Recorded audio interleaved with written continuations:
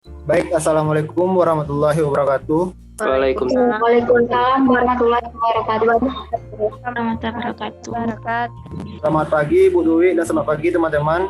Kami dari kelompok 4 akan memaparkan presentasi kami. Sebelumnya kami akan memperkenalkan anggota kelompok dulu. Saya Windy Marta sebagai moderator dan ada Aziza Aulia Rahman sebagai pemateri, Cindy Fatika pemateri, dan Diva Ansari sebagai pemateri, dan Faisal Aziz sebagai pemateri, Melisha Frinoria sebagai pemateri, dan Sofia Ayunda sebagai pemateri, dan Suharjadi sebagai pemateri, dan Silva Kalbina sebagai pemateri, dan ada Wahyu Pratama sebagai pemateri, dan Wafi Ramadan sebagai pemateri, dan Muharjadi sebagai materi.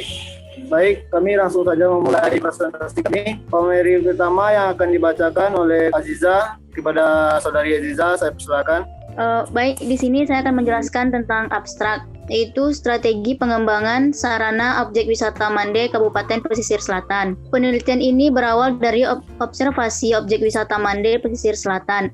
Penulis menemukan permasalahan di mana tidak adanya akomodasi penginapan seperti homestay atau wisma di sekitar objek wisata Mande. Kurangnya tempat berjualan makanan dan minuman di sekitar objek wisata Mande. Kurangnya pameran budaya di objek wisata Mande tersebut dan kurangnya promosi terhadap objek wisata Mande ini tersendiri. Penelitian ini bertujuan untuk mengetahui strategi pengembangan sarana di objek wisata Mande Kabupaten Pesisir Selatan. Jenis penelitian ini adalah metode studi kasus observational case study dengan pendekatan kuantitatif yang memadukan input data kualitatif dan kuantitatif sekaligus mixed method, bertujuan untuk mengetahui bagaimana strategi pengembangan sarana di objek wisata Mande Kabupaten Pesisir Selatan dengan mewawancarai 6 orang. Teknik analisis data, penggunaan analisis SWOT, matriks Grand Strategi, matriks EVAS dan IVAS, serta pengambilan kesimpulan. Berdasarkan penelitian yang telah dilakukan, maka didapatkan hasil sebagai berikut. 1. Temuan umum bersifat menyeluruh. 2. Temuan yang bersifat khusus tentang strategi pengembangan sarana di objek wisata Mande yang dilihat melalui analisis SWOT yang berupa kekuatan, kelemahan, peluang, dan ancaman. Temuan penelitian ini peneliti dapatkan di lapangan dari beberapa informasi hasil wawancara yang terdiri dari pegawai Dinas Pemuda dan Olahraga, Pariwisata, dan Pengelola. Informan kelompok A yang ditandai dengan kode A01 dan A02. 2. Masyarakat sekitar objek wisata sebanyak 2 orang, itu informan kelompok B yang ditandai dengan kode B01 dan B02. 3.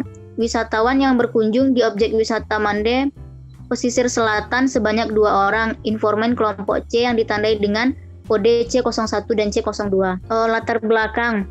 Pariwisata di Indonesia merupakan sektor yang sangat penting dalam peningkatan ekonomi di Indonesia. Secara umum, pariwisata dipandang sebagai sektor yang dapat mendorong dan meningkatkan kegiatan pembangunan, membuka lapangan usaha baru, membuka lapangan kerja, dan dapat meningkatkan pendapatan masyarakat serta pendapatan asli daerah. Apabila dapat dikelola dan dikembangkan secara maksimal, dalam Undang-Undang Nomor 10 Tahun 2009 tentang Kepariwisataan dijelaskan bahwa pariwisata ialah berbagai macam kegiatan wisata dan dukungan berbagai fasilitas serta layanan yang disediakan oleh masyarakat, pengusaha, dan pemerintah. Sumatera Barat adalah salah satu penyumbang destinasi pariwisata yang sangat menarik. Tempat-tempat wisata seperti pantai, gunung, laut, danau, dan tempat pemandian, dan lainnya. Salah satu kota yang ada di Provinsi Sumatera Barat yang memiliki potensi wisata alam adalah Pesisir Selatan di kawasan Mande. Kawasan wisata Mande adalah salah satu kepulauan yang memiliki luas wilayah 579.495 hektar dengan panjang garis pantai 234,2 km. Secara geografis, kawasan wisata Mande terletak di Kecamatan 9 Koto, Kabupaten Pesisir Selatan yang berjarak kurang lebih 56 km dari kota Padang. Secara demografis, kawasan ini terletak di sekitar Jorong Corocok, Kecamatan Koto 9 Tarusan, Kabupaten Pesisir Selatan, Provinsi Sumatera Barat. Kawasan Kepulauan Mande merupakan perpaduan perbukitan yang masih alami dan pulau-pulau yang berbaris dari utara hingga selatan kawasan wisata, sehingga kawasan Mande dikenal dengan julukan The Paradise of Salt. Pulau-pulau di kawasan tersebut juga memiliki pasir putih dengan ombak yang landai dengan pesona bawah laut yang eksotis. Permasalahannya, berdasarkan observasi penulis ke objek wisata Mande terdapat beberapa permasalahan seperti tidak adanya sarana akomodasi penginapan seperti homestay atau wisma di sekitar wilayah Mande. Penginapan homestay hanya tersedia di kota pesisir selatan. Yang kedua, sarana makanan dan minuman yang ada di objek wisata Mande yaitu terbatasnya rumah makan di sekitar objek wisata Mande. 3. Permasalahan lainnya yaitu di mana masih kurangnya pameran budaya serta kurangnya promosi pariwisata di kawasan Mande. Perlu ditambah lagi dengan pameran budaya dalam waktu sekali seminggu seperti Raba Pasisia, Randai, dan lain-lainnya. Selanjutnya dikembalikan ke moderator. Baik, terima kasih kepada Saudari Aziza. Materi selanjutnya yang akan dibacakan oleh Sifa. Kepada Saudari Sifa, silakan. Baiklah, saya akan melanjutkan presentasinya. Atas permasalahan di atas dan melihat potensi yang ada, maka diperlukan strategi yang tepat untuk mengembangkan sarana objek wisata Mande. Menurut Mariam, ada 2 faktor yang harus diperhatikan dalam menerapkan strategi pengembangan dengan memperhatikan faktor-faktor internal dan eksternal, di mana faktor internal adalah kekuatan dan kelemahan objek wisata yang dimiliki, dan faktor eksternal berupa peluang dan ancaman. Oleh sebab itu, penting adanya strategi strength, weakness, opportunity, dan threat atau SWOT. Analisis ini digunakan untuk meminimalisir kelemahan dan ancaman serta meningkatkan kekuatan dan peluang. Berdasarkan permasalahan di atas dan melihat potensi yang ada, maka objek wisata Mande memiliki potensi untuk dikembangkan. Maka, penulis tertarik untuk melakukan penelitian dengan judul Strategi Pengembangan Sarana di Objek Wisata Mande, Kabupaten Pesisir Selatan. Selanjutnya itu ada identifikasi masalah. Yang pertama yaitu tidak adanya sarana akomodasi penginapan di sekitar objek wisata Mande. Kedua, terbatasnya rumah makan di sekitar objek wisata Mande.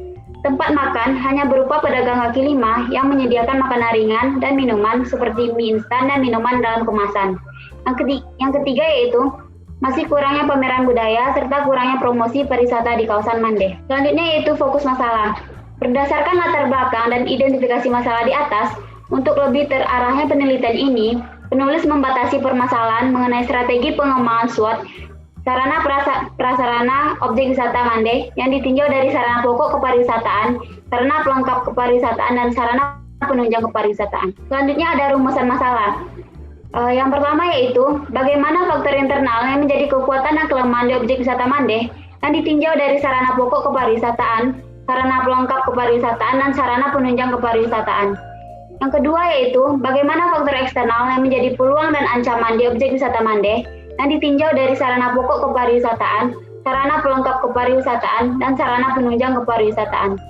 Yang ketiga yaitu bagaimana strategi pengembangan objek wisata Mande yang ditinjau dari sarana pokok kepariwisataan, sarana pelengkap kepariwisataan, dan sarana penunjang kepariwisataan. Selanjutnya itu ada tujuan penelitian. Yang pertama yaitu tujuan umum. Tujuan umum dari penelitian yang dilakukan adalah untuk menentukan strategi pengembangan strength, weakness, opportunity, dan threat. Sarana objek wisata Mande yang meliputi sarana pokok kepariwisataan, sarana penunjang kepariwisataan, dan sarana pelengkap kepariwisataan. Yang kedua yaitu tujuan khusus.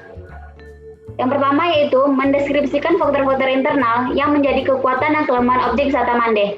Ditinjau dari sarana pokok kepariwisataan, sarana penunjang kepariwisataan, dan sarana pelengkap kepariwisataan berdasarkan SWOT. Yang kedua yaitu mendeskripsikan faktor-faktor eksternal yang menjadi peluang dan ancaman objek wisata Mande. Yang ditinjau dari sarana pokok kepariwisataan, sarana penunjang kepariwisataan, dan sarana pelengkap kepariwisataan berdasarkan SWOT. Yang ketiga yaitu merumuskan strategi pengembangan sarana prasarana objek wisata Mande yang terdiri dari sarana pokok kepariwisataan, sarana penunjang kepariwisataan, dan sarana pelengkap kepariwisataan. Selanjutnya yaitu manfaat penelitian. Yang pertama, bagi pengelola agar dapat memperoleh gambaran kondisi sarana objek wisata Mande dan mendapatkan informasi tentang strategi pengembangan sarana di objek wisata Mande. Yang kedua yaitu bagi jurusan pariwisata dan perhotelan Universitas Negeri Padang yang menambah penelitian tentang strategi pengembangan sarana. Yang ketiga yaitu bagi wisatawan penelitian ini diharapkan dapat menginformasikan dan mempromosikan kepada orang lain salah satu tujuan wisata yang layak untuk dikunjungi di Kabupaten Pesisir Selatan. Yang keempat yaitu bagi penulis sebagai syarat untuk memperoleh nilai mata kuliah tata tulis karya ilmiah dan dapat mengetahui permasalahan yang ada berdasarkan teori yang telah dipelajari selama masa perkuliahan. Terima kasih, selanjutnya saya serahkan kepada moderator. Baik, terima kasih kepada Kak Diva. Materi selanjutnya yang akan disampaikan oleh Saudari Siva. Kepada Siva, disilakan. Baiklah, saya akan melanjutkan pada bab 2, yaitu kajian pustaka. Yang pertama ada kajian teori. 1. Teori pengembangan. A. Strategi. Menurut Rangkuti, strategi adalah alat untuk mencapai tujuan. Peirce dan Robinson mengatakan bahwa strategi merupakan rencana skala besar yang berorientasi jangka panjang untuk berinteraksi dengan lingkungan yang kompetitif untuk mencapai tujuan. Berdasarkan pendapat ahli di atas, maka dapat penulis simpulkan bahwa strategi adalah suatu tujuan rancangan yang akan dicapai oleh perusahaan atau instansi dalam jangka waktu yang panjang. Selanjutnya ada pengembangan. Menurut Ridwan dan Aini, bentuk-bentuk pengembangan daya tarik wisata terdiri dari 7, yaitu pertama, daya tarik wisata alam, kedua, daya tarik wisata budaya dan sejarah, yang ketiga, daya tarik wisata buatan, yang keempat, wisata MICE atau wisata konvensi dengan pameran, yang kelima, wisata pedesaan, keenam, wisata belanja, dan ketujuh, agrowisata. Menurut OKA Yoti, pengembangan suatu kawasan pariwisata meliputi 1. Sebagian besar sumber daya fisik dan komponen produk wisata. 2. Analisis penunjang potensial, kebijakan harga, dan destinasi saingan. Yang ketiga, aspek lingkungan, budaya, dan sosial. Selanjutnya, menurut Suwanto, partisipasi masyarakat dalam pengembangan objek wisata sebagai berikut. 1. Jasa penginapan atau homestay. Yang kedua, penyediaan atau usaha warung makan dan minuman. Yang ketiga, penyediaan souvenir, shop atau cenderamata dari daerah tersebut. Yang keempat, fotografi. Yang kelima, menjadi pegawai perusahaan atau pengusahaan wisata alam dan lain-lain. Pengembangan pariwisata akan berjalan dengan baik apabila dari pemerintah khususnya Dinas Pariwisata bekerja sama dengan pihak swasta untuk melakukan pengembangan objek wisata. Peran masyarakat juga dibutuhkan dalam pengembangan objek wisata setempat agar pengembangan pariwisata berjalan dengan baik. Dari pendapat ahli di atas dapat ditarik kesimpulan bahwa pengembangan merupakan suatu usaha yang dilakukan dengan secara terencana, terarah untuk memperbaiki sehingga menjadi lebih berkualitas dari sebelumnya untuk mencapai tujuan tertentu. Selanjutnya ada strategi pengembangan. Menurut Suwantoro, strategi pengembangan kepariwisataan bertujuan untuk mengembangkan produk dan pelayanan yang berkualitas, seimbang, dan bertahap. Menurut Mariam, ada 2 faktor yang perlu diperhatikan dalam penerapan strategi, yaitu internal dan eksternal. Menurut Suryono menjelaskan bahwa strategi pada prinsipnya berkaitan dengan persoalan kebijakan pelaksanaan, penentuan cara-cara atau metode penggunaan sarana dan prasarana yang berkaitan dengan 3 hal, yaitu tujuan, sarana, dan cara. Menurut pendapat para ahli di atas, dapat penulis simpulkan bahwa yang dimaksud dengan strategi pengembangan adalah penentuan tujuan dan sarana yang akan dicapai yang terarah serta memperbaiki dan mengembangkan suatu destinasi wisata yang bertujuan untuk meningkatkan wisatawan yang berkunjung pada objek wisata tersebut. Selanjutnya dikembalikan kepada moderator. Baik, terima kasih kepada Siva. Materi selanjutnya yang akan dibacakan oleh Saudara Wafi Ramadan. Silakan Wafi. Baik, saya akan lanjutin presentasi dari teman saya. 2. Sarana wisata. A. Sarana wisata. Menurut Suwantoro 2004-22, sarana wisata merupakan kelengkapan daerah tujuan wisata yang diperlukan untuk melayani kebutuhan wisatawan dalam menikmati perjalanan wisatanya. Menurut Bagiono dalam Restianti, yang termasuk dalam sarana pariwisata yaitu perusahaan perjalanan, perusahaan transportasi, hotel, dan jenis akomodasi lainnya, bar, restoran, catering, dan usaha jasa boga lainnya. Daya tarik wisata, toko, cenderamata, dan pusat kerajinan. B. Indikator sarana wisata. Menurut Suwantoro, indikator sarana wisata terdiri dari sarana pokok pariwisata, sarana pelengkap pariwisata, dan sarana penunjang pariwisata. Berikut ini adalah indikator sarana wisata. A. Sarana pokok pariwisata. B. Sarana pelengkap pariwisata. C. Sarana penunjang pariwisata. 3. Daya tarik wisata. Menurut Undang-Undang Nomor 10 Tahun 2009 tentang Kepariwisataan, yang dimaksud dengan daya tarik wisata yaitu segala sesuatu yang memiliki keunikan, keindahan, dan nilai yang berupa keanekaragaman, kekayaan alam, budaya, dan hasil buatan manusia yang menjadi sasaran atau tujuan kunjungan wisatawan. Dan daerah tujuan wisatawan, daerah yang selanjutnya disebut destinasi pariwisata. Teknik analisis SWOT. Analisis SWOT. Analisis kekuatan. Setiap perusahaan perlu memiliki kekuatan dan kelemahannya dibandingkan dengan pesaingnya. Penilaian tersebut dapat didasarkan pada faktor-faktor seperti teknologi, sumber daya finansial, kemampuan kemanufakturan, kekuatan pemasaran, dan bisnis pelanggan yang dimiliki. B. Analisis kelemahan. Menurut keadaan perusahaan dalam menghadapi pesaing mempunyai keterbatasan dan kekurangan serta kemampuan menguasai pasar, sumber daya, serta keahlian. 2. Analisis eksternal. Analisis peluang. Setiap perusahaan memiliki sumber daya yang membedakan dirinya dari perusahaan lain, peluang dan terobosan atau keunggulan bersaing tertentu, dan beberapa peluang membutuhkan sejumlah besar modal untuk dapat dimanfaatkan. B. Analisis ancaman. Ancaman adalah tantangan yang diperlihatkan atau diragukan oleh suatu kecenderungan atau suatu perkembangan yang tidak menguntungkan dalam lingkungan yang akan menyebabkan kerusakan kedudukan perusahaan. Baik, saya akan kembalikan ke moderator. Baik, terima kasih kepada Saudara Wafi. Materi selanjutnya yang akan disampaikan oleh kepada Bang Muhardi. Silakan Bang Muhardi. Oke, terima kasih kepada moderator. Baiklah, saya akan melanjutkannya untuk formulasi strategi matriks SWOT. Rangkuti menyatakan matriks SWOT dapat menggambarkan secara jelas bagaimana peluang ancaman eksternal yang dihadapi perusahaan dapat disesuaikan dengan kekuatan dan kelemahan yang dimilikinya. Matriks ini dapat menghasilkan 4 set kemungkinan alternatif strategis. Yang B, kerangka konseptual. Berdasarkan observasi penulis objek wisata Mande, terdapat permasalahan dalam pengembangan sarana yang terdiri dari sarana pokok pariwisataan, sarana pelengkap, dan sarana penunjang.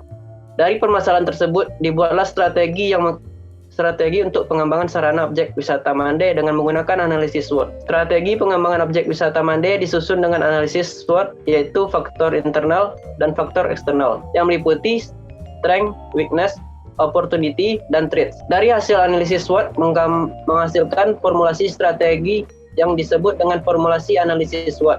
Formulasi strategi tersebut dibuat agar objek wisata Mande dapat membuat para wisatawan nyaman saat berkunjung dan dapat memenuhi kebutuhan wisatawan saat berkunjung ke objek wisata Mande. Berikut ini adalah kerangka konseptual strategi pengembangan objek wisata Mande bisa dilihat. Untuk pertanyaan penelitian yang akan dijelaskan adalah sebagai berikut. Bagaimana strategi pengembangan sarana objek wisata Mande menurut sarana pokok kepariwisataan, sarana pelengkap kepariwisataan, sarana penunjang kepariwisataan berdasarkan analisis SWOT. Bab 3, metodologi penelitian. Jenis penelitian, metode yang digunakan dalam penelitian ini adalah metode studi kasus atau observational case studies dengan pendekatan kuantitatif yang memadukan input data kualitatif dan kuantitatif sekaligus mixed method. Menurut Sugiono, mixed method adalah metode penelitian dengan mengkombinasikan antara dua metode penelitian sekaligus kualitatif dan kuantitatif dalam suatu kegiatan penelitian, sehingga akan diperoleh data yang lebih komprehensif, valid, reliable, dan objektif. Karena pada penelitian ini, penulis beranjak dari studi kasus yang menghasilkan input data kualitatif dengan bantuan kuesioner. Namun dalam analisisnya, data kualitatif tersebut akan diolah menjadi data kuantitatif dengan menggunakan analisis SWOT, di mana hasil analisisnya kemudian disimpulkan kembali melalui penjabaran hasil analisis yang berbentuk kualitatif. Metode pengumpulan data menggunakan metode survei. Menurut Sugiono, bahwa metode survei digunakan untuk mendapatkan data dari tempat tertentu yang alamiah. Tetapi penelitian melakukan perlakuan dalam pengumpulan data, misalnya dengan menyebarkan kuesioner, tes wawancara, terstruktur, dan sebagainya. Untuk tempat penelitian yang dilaksanakan di objek wisata Mande Kabupaten Pesisir Selatan. Informan penelitian. Penelitian kualitatif tidak menggunakan populasi. Sampel dalam penelitian kualitatif dinamakan sebagai informan. Penentuan informan yang akan diwawancarai dilakukan secara purposive sampling, yaitu dipilih dengan pertimbangan dan tujuan tertentu. Dalam penelitian ini, yang akan dijadikan informan adalah pengelola objek wisata Mande, masyarakat objek wisata Mande. Berikut adalah data informan penelitian objek wisata Mande. Selanjutnya definisi operasional variabel. Definisi operasional dalam penelitian ini adalah pengelolaan objek wisata Mande pesisir selatan sebagai yang terdiri dari strategi pengembangan merupakan suatu alat berupa rencana yang dirancang dan disusun berdasarkan pertimbangan dari hasil evaluasi. Sebelumnya agar dapat diterapkan untuk perbaikan ke depannya sehingga dapat tercapainya harapan, tujuan, dan sasaran yang diinginkan. Yang kedua, sarana pokok kepariwisataan adalah fasilitas yang keberadaannya berdasarkan kebutuhan wisatawan yang datang ke objek wisata seperti akomodasi penginapan, transportasi, dan sarana makan dan minuman. Sarana pelengkap kepariwisataan adalah fasilitas bertujuan untuk melengkapi sarana pokok yang ada di objek wisata seperti fasilitas rekreasi. Yang keempat, sarana penunjang kepariwisataan adalah fasilitas yang disediakan oleh objek wisata yang berfungsi untuk memperoleh pendapat dari wisatawan yang datang ke objek wisata tersebut seperti souvenir shop. Baiklah, saya kembalikan kepada moderator. Baik, terima kasih kepada Bang Moredi. Materi selanjutnya yang akan disampaikan oleh Saudara Faisal. Kepada Saudara Faisal, silakan. Populasi dan sampai penelitian. 1. Populasi penelitian. Menurut Sugiono 2018-130, populasi adalah wilayah generalisasi yang terdiri atas objek atau subjek yang mempunyai kualitas dan karakteristik tertentu yang ditetapkan oleh peneliti untuk dipelajari dan kemudian ditarik kesimpulannya. Populasi bukan hanya orang, tetapi juga objek dan benda-benda alam lainnya. Populasi ini bukan hanya orang, tetapi meliputi sebuah karakteristik atau sifat yang dimiliki oleh subjek atau objek itu. Yang kedua, sampai penelitian. Menurut Sugiono 2018-131 mengemukakan bila populasi besar dari peneliti tidak mungkin mempelajari semua yang ada pada populasi. Misalnya karena keterbatasan dana, tenaga, dan waktu, maka peneliti dapat menggunakan sampel yang ada pada populasi itu. Teknik pengambilan sampel yang digunakan adalah sampel jenuh. Menurut Sugiono 2018-139, sampling jenuh adalah teknik pengambilan sampel di mana jumlah sampel sama dengan populasi. Sugiono 2018-139, alasan mengambil sampling jenuh bahwa jumlah populasi relatif kecil, kurang dari 30 orang. Jenis dan teknik pengumpulan data. 1. Jenis data.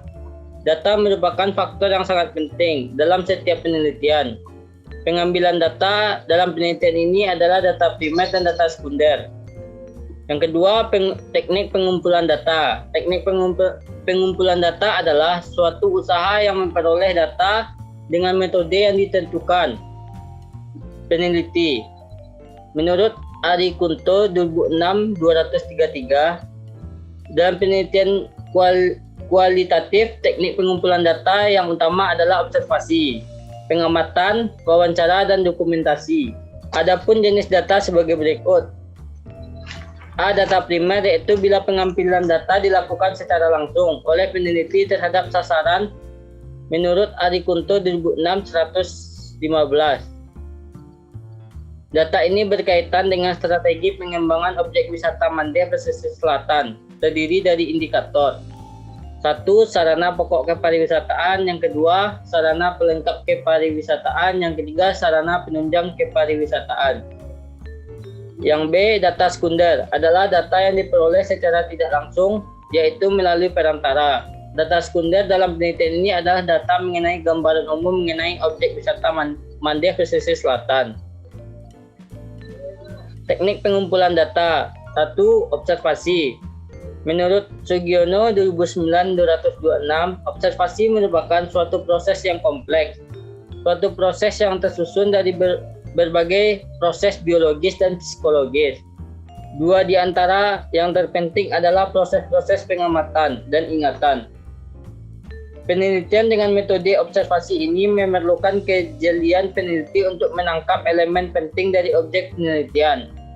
Adapun yang dilakukan dalam observasi penelitian ini adalah tentang pengelolaan objek wisata Mande pesisir selatan. Yang kedua, wawancara. Menurut Sugiono 2005-72, Wawancara adalah merupakan pertemuan dua orang untuk bertukar informasi dan ide melalui tanya jawab, sehingga dapat dikonstruksikan makna dalam suatu topik tersebut. Pewawancara disebut interview. Teknik ini digunakan untuk mendapatkan keterangan atau informasi data yang diinginkan yang berkaitan dengan pengembangan sarana objek wisata Mandeh pesisir selatan. Wawancara ini dilakukan dengan pengelola, masyarakat, dan pengunjung yang berada di sekitar objek di wisata Mandeh pesisir selatan, dibantu dengan panduan wawancara serta catatan-catatan dalam buku peneliti. Yang ketiga, dokumentasi. Dokumen-dokumen yang digunakan sebagai bahan informasi dalam penelitian ini adalah berupa gambar, dokumen, brosur, dan foto yang berkaitan dengan objek wisata Mandeh pesisir selatan. Yang G, sumber data. Satu, data primer adalah data diperoleh langsung dari responden. Penelitian yang mana penelitian ini menggunakan teknik purpose sampling dan snowball sampling. Sumber data di dalam penelitian dapat diperoleh dari satu, Dinas Pariwisata Pemuda dan Olahraga Pesisir Selatan. Yang kedua, pengelola objek wisata Mandeh. Yang ketiga, masyarakat di sekitar objek wisata Mandeh. Yang keempat, wisatawan yang datang berkunjung di objek wisata Mandeh. Yang kedua, data sekunder diperoleh dari pengelola objek wisata Mandeh tentang gambaran umum objek wisata Mandeh, literatur, brosur, dan studi kepustakaan. Yang H, instrumen penelitian. Di dalam penelitian ini, peneliti terjun langsung ke lapangan untuk melakukan penelitian ke objek wisata Mandeh dengan melakukan wawancara kepada pengelola, dinas pariwisata, masyarakat, dan wisatawan.